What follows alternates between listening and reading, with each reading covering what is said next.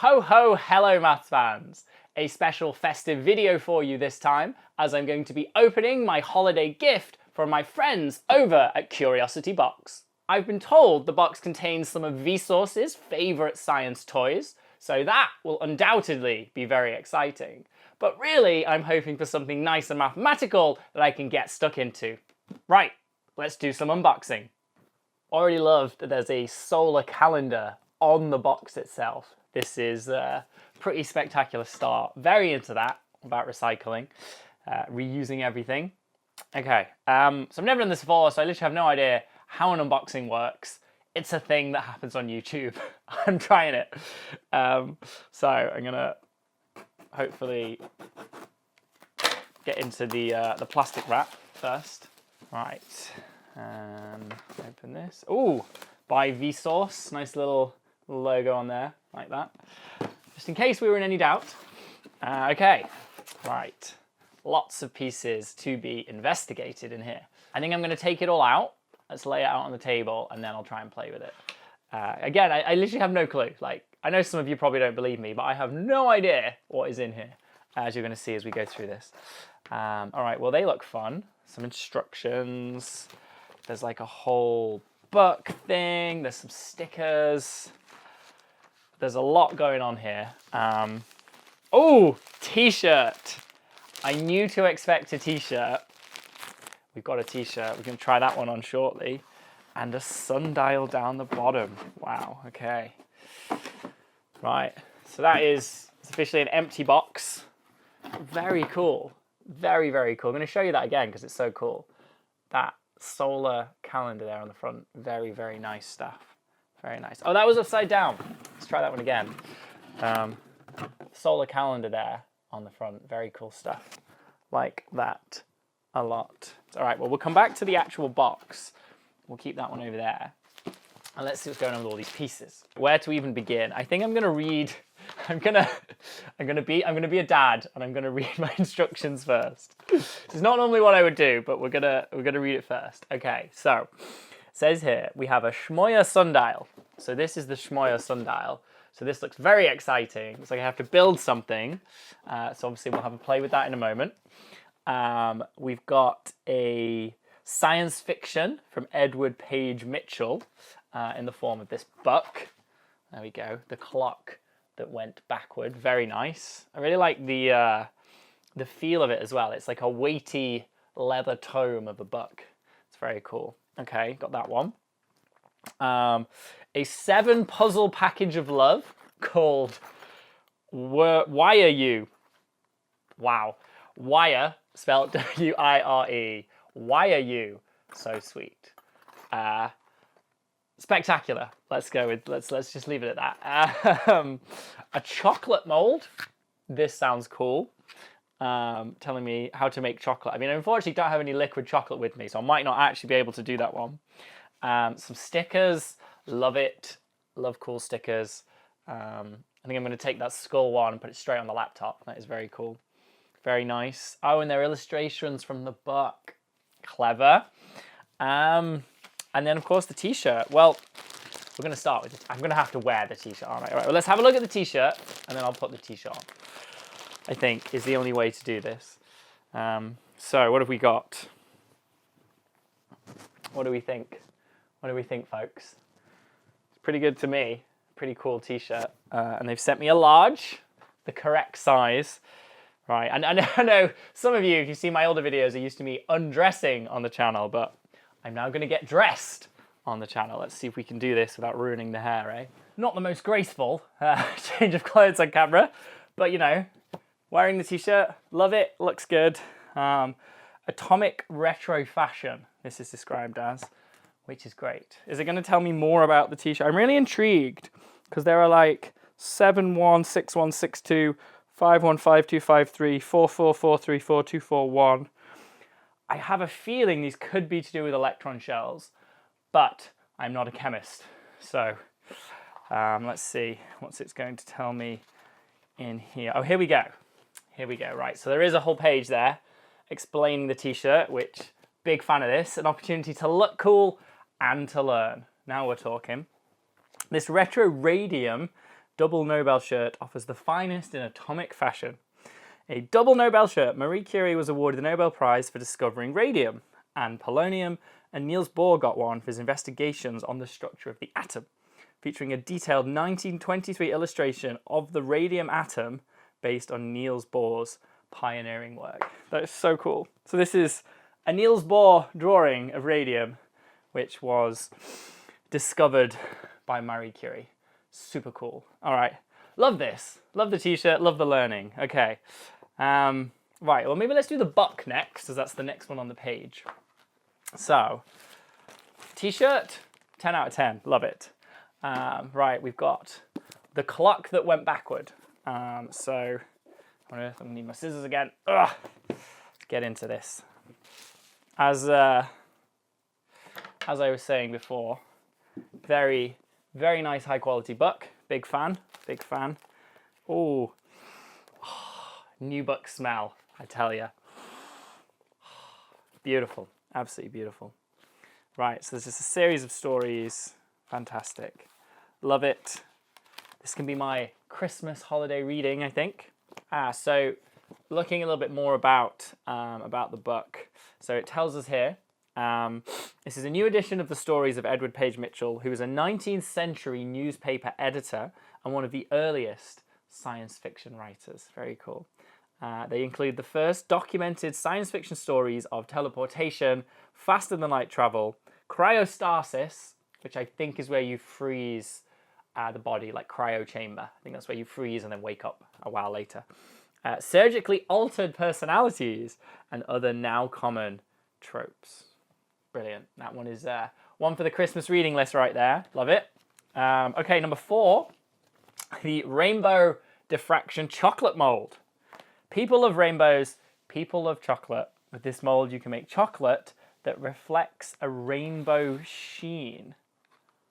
Okay, I'm intrigued. I'm not sure what that means, but I'm intrigued. Let's have a look. I get to do a separate unboxing within the unboxing. Right. So, what does this one say now? The microscopic diffraction grating in this mold turns chocolate into an iridescent wonder. Use your favorite method to melt 110 grams, 4 ounces of chocolate. Pour liquid chocolate into the mold. Let it solidify at room temperature, remove and enjoy. The intensity of the rainbow effect can vary with lighting conditions. I am very intrigued as to what this is actually going to do. Is this going to tell me? Hang on. With this mold, you can make chocolate that reflects a rainbow sheen. Simply melt chocolate, pour it into the mold and let it solidify. The effect works better with darker chocolate. This and other tips can be found in the article on page 18. I guess I'm going to page 18 then. Hang on. I'm not sure what to expect here. Oh, I see how it works now. Okay, so a little puzzled at first, but this is really cool. So the idea is that there is some kind of holographic type effect or material built into this mold. Now, I don't know how well you're going to be able to see this on camera, probably not at all. But if I sort of try and shine the light across it there, maybe that will give you some idea of what's going on. But there is like a very sort of subtle holographic effect within the mold. So the idea is when you put your chocolate into this, that's going to then be imprinted onto the chocolate. And so your chocolate is going to basically be holographic, which is super cool. Now I'm just like, where do I get melted chocolate from so I can do this? Maybe that's a follow-up video of me trying to make some holographic chocolate. But if any of you get yourselves one of these, please do send me videos and photos. I really want to see how that chocolate turns out. It sounds both delicious and fascinating. Okay, stickers, already seen these, love them. Illustrations taken from the book, big fan of that. So I think that leaves now the final 2 fun things. So I'm saving these to the end because I feel like this is going to take the longest amount of time. I have some puzzles. Now I am terrible at recreational puzzles of this type. I have many of them at home. It's one of those where your friends and family, and I'm sure many of you watching will know exactly where I'm going with this story. Your friends and family are like, oh, you're a person who's into science and maths. I'm going to get you one of these really like fidgety toys. And they're great. Don't get me wrong, but they are bloody hard. So this would appear to be a collection of such puzzles and such toys. So maybe I'll try and do one. There are 7 in here. I don't think I'm going to do all 7 because we'll all get very bored by that. But maybe I'll give one of them a go. Let's see. Will you solve one puzzle a day or one every other day for a fortnight? 1 a year for a septennial. Yeah, maybe I'll do 1 a year. But let's have a look. Okay, so let's... Oh, need the scissors again. Good job I got these with me. Let's get into this. I like the noise of the rattling metal. It's great. Okay. Okay, I've done a terrible job of this. Let's just pretend I did a better job of opening that without ripping the whole box, which I just totally did. So, whoops. Sorry, Curiosity Box. Okay, puzzles. So, how do these work? Right, there are many of these to get out. So, let's put these out on the table so you can all see them. And I'll hold them up for you as well. But let's get them all out, because on the back, it's going to tell me the puzzle. Right. So I'm going to assume here the idea is perhaps to undo them, maybe. Okay, yeah. So if I see now. So this is, okay, so this is called the double heart. There's 2 hearts there. It's very cute. A couple of little hearts. And I think the idea is that you're going to try and separate them. He says, not really knowing it, I think you're going to try and separate them by doing something clever. Something like this. Or maybe I'm just building a couple... No, surely it's to separate them. So there's kind of like a few little... couple of little pieces there. Like at the top of the heart, where I think I'm going to be able to slide them through. He says, this is my idea. Yeah, it's going to... Oh, it's sort of coming through. Don't know if that was meant to... Yes! I'm claiming they are separate. That means I did it. I'm claiming that means I did it. Okay, well, that was cool. Right, so it's kind of like... well, they went back on a lot easier. So that's the trick. That's the trick there. Oh, that was... Okay, I may have slightly cheated the first time because I had too much force. They slide in really nicely like that. Oh, that's cute. Okay, that is kind of cute. 2 hearts. Maybe I'll give one to somebody at Christmas, Wham style. We'll see. All right. Super fun. All right, well, I'm going to try one more because they're all cool. Let's see what else we've got here. So we've got the double hearts. We've got one here called rings. That seems to be this one with a bar as well. Yeah. Okay, so that just looks really complicated. So maybe I won't do that one, or maybe I will. Okay, it's sort of coming. Huh. Okay, there's a whole... I'm going to be here for hours, aren't I? All right, rings, that's cool. Love triangle, possibly sponsored by Matt Parker in his latest book. Okay, so we've got the heart with the triangle, and that's going to be a case of trying to get those off. Yes. Right, I see. So that's going to kind of... Yeah, very nice, very nice. No idea. I'm saying very nice as I know what I'm doing. I don't, but that's very cool. Tie the knot. What's that one going to be? Not this one. Okay, a couple of things here. This looks sort of like the heart one, maybe. Let me see. I have an idea with this one, so let's at least try that. So it's got to be something to do with... There it is. Nailed it. Woo. Okay, that's 2. Pretty quick. That one was similar to the heart. You just had to line those 2 bits up there. Yeah. Very nice. What else have we got? Forever. Is that this one? I like that they have names. It's cute. Okay, forever. This looks kind of similar to the heart thing. Yeah, maybe. But it's going to take me forever. Rose petals. Okay, this definitely looks like the heart one, but that wouldn't work doing it like that, so you must have to do it... Ooh. So it's not the same as the heart because you're going to do it that way. Ta-da! Okay, I can't believe I just solved 3 of these. Woohoo! All right, it's going far too well. Obviously, you're still giving up on the other 3, but... and then this one also looks like a fun little kind of mechanism going on here, which is called strawberries. Or did I do strawberries? No, is this one strawberries? I can't tell which one's which. Maybe I just did strawberries. think I just did strawberries. This one's the forever one. Anyway, there are 7 of them. They have cool names. I've solved 3. I'm retiring from solving puzzles. So that just leaves the big boy, the Schmoyer Sundial. Tells the clock time, not just solar time, one of the most accurate sundials ever designed, which factors in the equation of time and tells time with light rather than shadow. I've never heard of this, but I am very, very intrigued, as I've been with all of this. This is super fun. Love this. Can I make more of these? Send me more things, Curiosity Box. This is great. This is great. You weren't kidding when you said they were Vsauce's favourite scientific toys. All right, let's have a look then at the Schmoyer Sundial. Ooh. Oh, what a beautiful box as well. The pattern on that box there is actually incredible. Big fan of that. Okay, so I think I've got a separate instruction manual, it would appear, over here.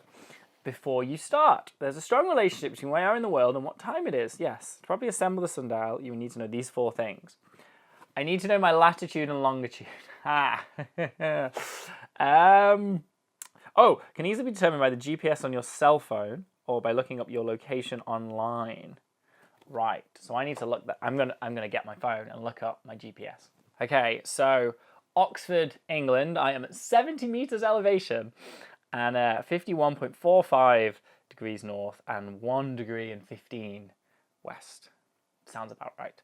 Okay, so I now have my latitude and longitude, courtesy of the compass on my phone. Okay, good. I need to know the direction of true north. The easiest way to find true north is by using the compass on your phone and checking the settings to make sure it indicates true rather than magnetic north. Right, well, let's have a look at those settings. So use true north. There we go. Turned on true north in my compass settings. Excellent. The location of the central or zone meridian is the central line of your time zone, and you'll eventually need to figure out how many degrees of longitude you are away from it. The zone meridian for your time zone calculated by multiplying by 15 by the location of your time zone in the UTC system, which measures distance from GMT. I think I'm on Greenwich Meridian exact time. So I think I'm okay here in the UK, but we'll see. Okay, is that it? Maybe that's it. All right, let's get these. Oh, there's screws and everything. This is great. All right, I'm going to build something live. Let's see how that goes.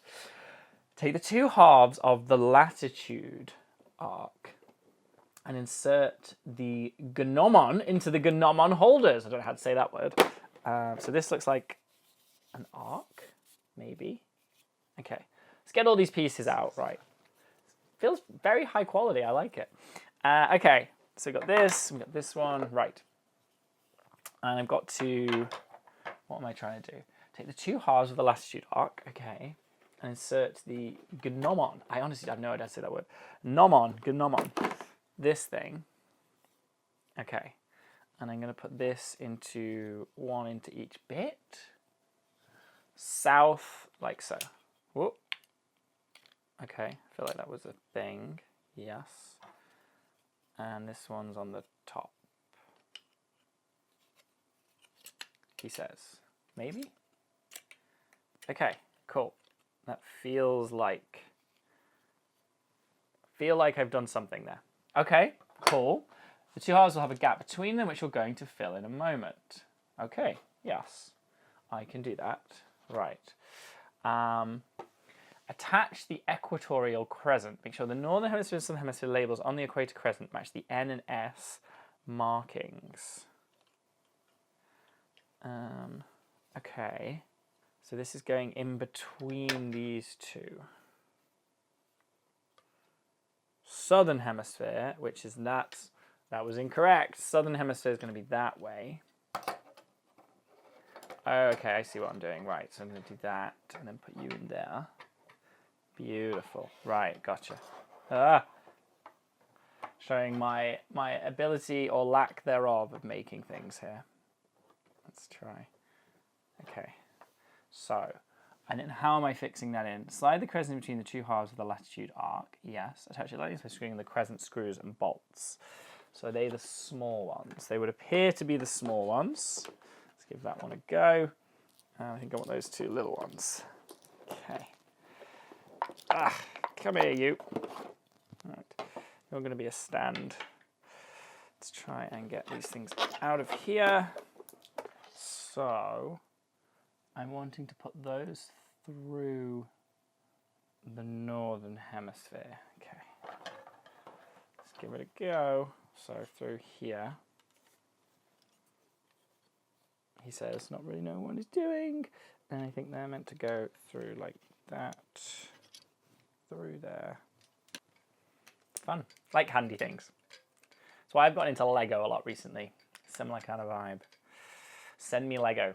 Lego, you can have a sponsored video too. All right. So there we go. Very nice. Okay, cool. And it slides around. I like it. Very fun. Okay, so what am I doing now? I'm going to take this, insert the non adjustment screws at the ends. Screw each one in until it's the outermost of the 3 circular windows. Okay. So until it reaches partway through there. So like that. Cool. Cool. Okay, so that allows it to move, but without falling out. I see. Nice. Okay, cool. That looks good. Where are we going now? Make sure the hemisphere you are in, north or south, on the Gnomon is facing up. Right, so I'm in the northern hemisphere, so we're going to point that one up. For the latitude arc into the base. Sure. Ooh, this is cool. Oh, it's going to like move with its weight. This is cool. And then attach this thing. Okay. Through there. Holding it lightly in place. Right. Oh, right. Very nice. It's taking shape. It's taking shape, people. I feel like we're getting somewhere here with my sundial. Okay, latitude. So my latitude is north to south. Longitude is like the prongs of a fork, I remember. So the vertical ones. But that's as you go around it, yeah. So I'm like going up or down. So latitude, therefore, is 51.45. So I need to adjust this to be 51 degrees. I think it's going to be about there. So I think that is about 51. You can all judge me on the camera there, but I think that's about 51 degrees. Right. And then we're going to tighten that, I assume. Let's get that nice and tight now. Cool. Right, so that one's not moving. Great. Tightened the wing nut. Okay, now zone meridian correction. Now, sounds complicated. Okay, adjust for the difference between the longitude of your local zone meridian and your longitude. Longitude of your zone meridian minus yours. Okay, so the correction scale is here. So I am minus 1.15. So mine's going to be a very small adjustment then, I think. So if I just kind of loosen this one a little bit. Fixed in place. There we go. Starting to look a little bit more like a sundial. Increase the zone meridian correction by 15 degrees during daylight savings time. It is daylight savings time, isn't it? Yeah. Going to Google that. Apparently it's not daylight savings time. Shows how much I know about bloody clocks going backwards and forwards. I know they recently, or in October recently, went back. But apparently Google tells me that is not daylight savings time. So I think we're good on 1 degree there as the correction. Yeah, it's just going to be like minus 1 degree. I think it's going to be my correction there. Okay. And just zooming back to 15 degrees its original position. Okay, great. Now, it's not between June the 7th and July the 5th. No, that's fine. Is it between December 7 and January 5? It is between December 7 and January 5. So what do I have to do? Do the exact opposite of what you did for the June. I haven't done anything for the June solstice. On the 7th, 10th, 13th, 16th, 19th. I don't even know what date it is today. What date? No, it's none of those dates. Okay. So then it should be okay, he says. I think we're good. Right, we'll see. We'll see. To use the sundial, right, align your sundial to true north. Okay. Give it a moment of truth. So, let's get my compass. True north is apparently, I'm going to line my phone up over here. So true north is that way. True north is that way from where I'm currently filming. So if I line this up with my phone, like so, then this should be true north. Right. So I think that's lined up to true north, as you can see there on the second camera. How do I do it now? Yes. Based on the date listed, turn the appropriate flat side of the gnomon to face the sun. Turn towards the sun between... I can't see the sun. It's gone dark. Okay, anyway. Turn the flat side of the gnomon to face the sun, so it allows only a slither of light through to hit the equatorial crescent where the times are listed. Oh, I see. So you turn towards the sun, right, and then it would allow a certain time through, which would tell me the time. Clever. So there's a part here that I'm going to be, okay, and hold this up for you all to see. So there's a part here that you rotate, and then there's like a slit here that's going to allow the sunlight through, which is then going to show you the time on this sort of clock axis piece of the device here. Very nice on that dial. I was hoping I was going to be able to do this, but of course, I'm far too much of a mathematician than a scientist, because clearly I'm like, oh yeah, I can use a sundial to tell the time. The sun's gone down. It's like 5 p.m. on a winter's evening in the UK, so the sun went down like an hour ago. So I'll have to test it out and follow it up in a YouTube short maybe, showing how this thing actually works. But I think I have constructed it correctly. You can all judge me on what you thought of that and my lack of knowledge about time zones and times and latitudes. It's been a while since I've done that kind of stuff. But this is fab. It just looks super cool, right? Like, I just want that on my desk as a new toy. Love it. So there you have it. An early Christmas present for all of you watching me play with my new favorite scientific toys, and an early Christmas present for me from the team at Curiosity Box. If you've enjoyed this and would like to get your hands on your very own Curiosity Box, then do make sure to act quickly, because these things are limited edition. They are released every 3 months, and you can sign up to the annual package to make sure you get all of them that year. However, you can also just do it on a quarterly or 3-month basis, but they do sell out quickly, so make sure you act fast. This video was originally actually meant to be with the autumn or the fall box back in September and October, but the box was so popular they legitimately sold out, and so instead had to send me the winter box. Although I feel like I've done pretty well here. The sundial is badass and this t-shirt is exceptional.